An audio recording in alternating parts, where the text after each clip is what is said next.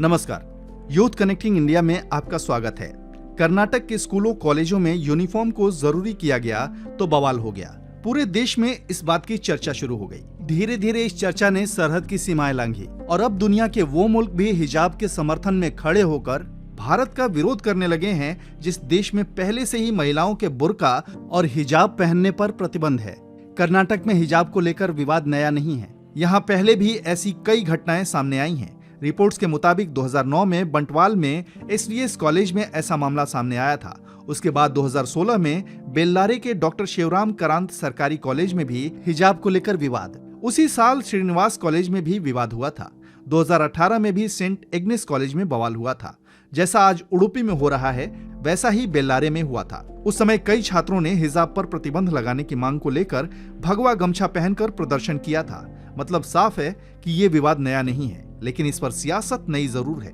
इस सब के बीच कर्नाटक के स्कूलों और कॉलेजों में हिजाब पर रोक को लेकर भारत के नेताओं को उपदेश देने वाली नोबेल विजेता मलाला यूसुफजई अपनी पुरानी राय पर ट्रोल हो रही हैं। मलाला यूसुफजई ने मंगलवार रात को ट्वीट कर कहा था, कॉलेज हम पर दबाव डाल रहे हैं कि हम हिजाब या शिक्षा में से किसी एक चीज को चुन लें। हिजाब के साथ लड़कियों को स्कूल में एंट्री न देना भयानक है। महिलाओं पर कम या ज्यादा कपड़े पहनने को लेकर दबाव डाला जा रहा है। भारतीय नेताओं को मुस्लिम महिलाओं को किनारे लगाने की कोशिश पर रोक लगानी चाहिए। लेकिन अब उनके पुराने ही बयान को ट्विटर पर लोग वायरल कर रहे हैं, जिसमें उन्होंने बुर्का का विरोध किया था। मलाला ने अपनी पुस्तक आई एम मलाला में बुर्का को गलत और घुटन भरा बताया था। मलाला यूसुफजई ने लिखा था, बुर्का पहनना ठीक वैसे ही है कि बड़ी कपड़े की शटल कॉक के अंदर चला जाए, जिसमें सिर्फ एक ग्रिल है जिसके जरिए वो बाहर देख सके।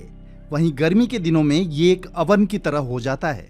आपको बता दें कि हिजाब को लेकर पूरी दुनिया में बहुत सी धारणाएं हैं। जहां एक तरफ सऊदी अरब, ईरान, इराक में कई जगहों पर बिना अपने बाल ढके घर से बाहर निकली महिलाओं पर आदमी फब्तियां कसते हैं और औरतों को जान से मारने की धमकी भी देते हैं।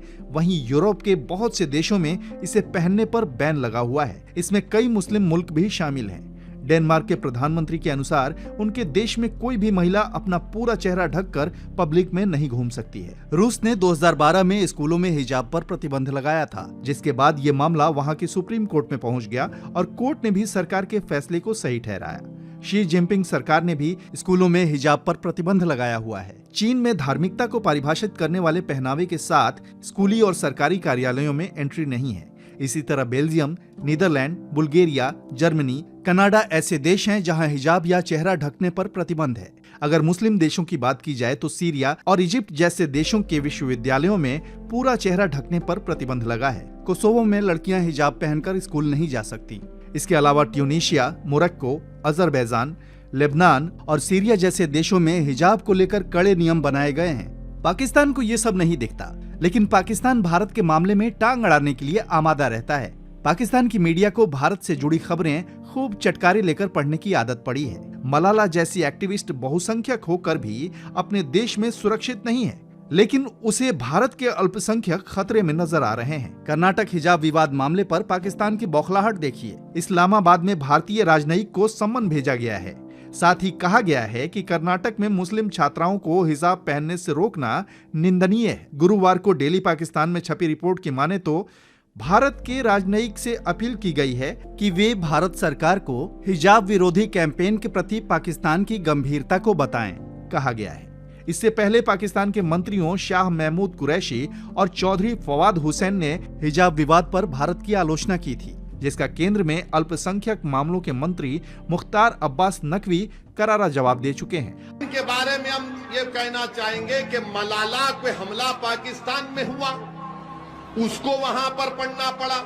पाकिस्तान के संविधान के लिहाज से कोई गैर मुस्लिम वहां का वजीर आजम, प्रधानमंत्री नहीं बन सकता। हम पाकिस्तान के लोगों से कहेंगे, इधर मत देखो, उधर ही देखो। तुमको तुम्हारे पास बलूचियों का प्रॉब्लम, तुम्हारे पास क्या क्या झगड़े हैं, तुम उसको देखो। ये देश मेरा, तुम्हारा नहीं, हमारे घर का मामला। आप इसमें अपनी टांग या अपनी नाक मत अड़ाओ, जख्मी हो जाएंगी तुम्हारी टांग और नाक। अब इस मामले पर पाकिस्तान को उन्हीं की भाषा में AIM चीफ असदुद्दीन ओवैसी ने जवाब दिया है। ओवैसी ने हिजाब मामले पर पाकिस्तान को खरी खोटी सुनाते हुए अपनी नाक न अड़ाने की सलाह दी है। ओवैसी ने कहा कि मलाला यूसुफजई पर हमला पाकिस्तान में हुआ। लड़कियों की शिक्षा के मामले में पाकिस्तान हमें ज्ञान न दे। पाकिस्तान के संविधान के हिसाब से कोई गैर मुस्लिम वहां का प्रधानमंत्री नहीं बन सकता। पाकिस्तान के लोगों से कहना है कि इधर मत देखो, उधर ही देखो। तुम्हारे पास पाक बलूचियों से लेकर न जाने क्या क्या झगड़े हैं। ओवैसी ने सख्त लहजे में कहा, ये देश मेरा है, हमारे घर का मामला है। आप इसमें अपनी नाक या टांग मत अड़ाओ, वरना जख्मी हो जाएगी तुम्हारी टांग और नाक। मतलब साफ है कि इस पूरे मामले पर पाकिस्तान को जिस भाषा में जवाब चाहिए था वो शायद ओवैसी के बयान से मिल गया होगा, और पाकिस्तान इस बात को समझ गया होगा कि देश के अल्पसंख्यकों को भड़काने का उसका प्रयास विफल रहेगा। ऐसी ही जरूरी और लेटेस्ट खबरों के लिए हमारे साथ जुड़े रहिए और हमारे चैनल को लाइक, शेयर और सब्सक्राइब कीजिए। धन्यवाद।